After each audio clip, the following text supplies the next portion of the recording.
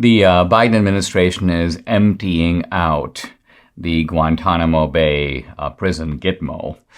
And last month, Biden freed his first prisoner, an accused terrorist named Abdul Latif Nasser.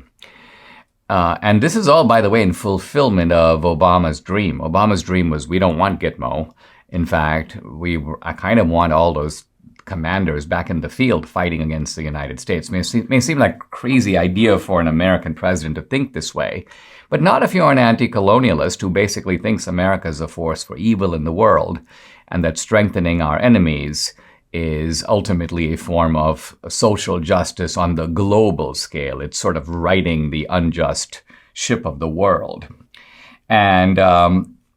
And if it seems, again, too much to say that the United States has been actively putting its own enemies back in the field, this is actually confirmed by a recent study that looks at all the Gitmo detainees going back to Obama and even earlier who were freed to see where they are now. Well, let's take a look. 20 years after the 9/11 attacks, we see U.S. intelligence documents show that 229 former Gitmo detainees have returned to terrorism. They're basically fighting in the field somewhere in the world, mostly in Afghanistan, but also elsewhere, against America.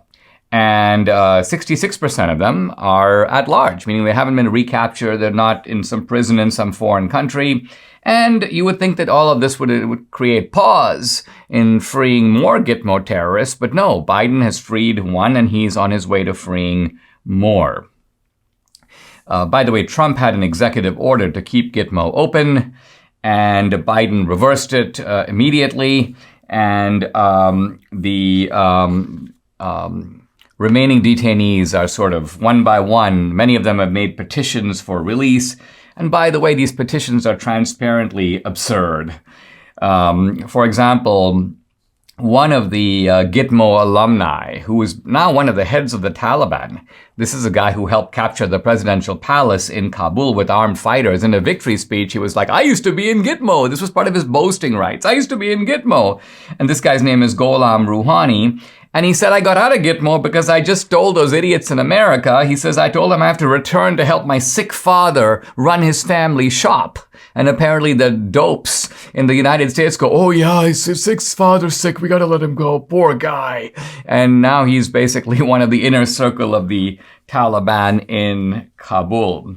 If you look at other Gitmo applications, at least 5 inmates have given the same excuse. They've got to go visit their ailing mother. Not the same woman, evidently, but there are evidently 5 ailing mothers somewhere in Afghanistan or Pakistan, and the Gitmo guys they really need to go home, you know.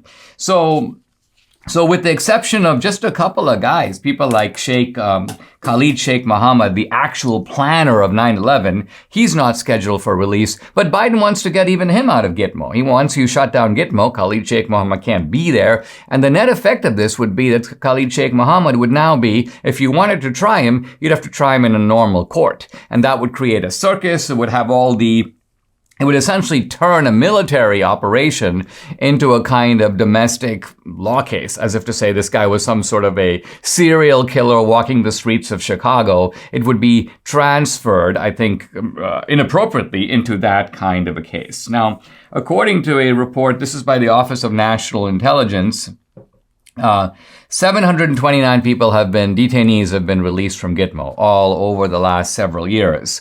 And about 220 of them are sort of back in the field, back in the fight.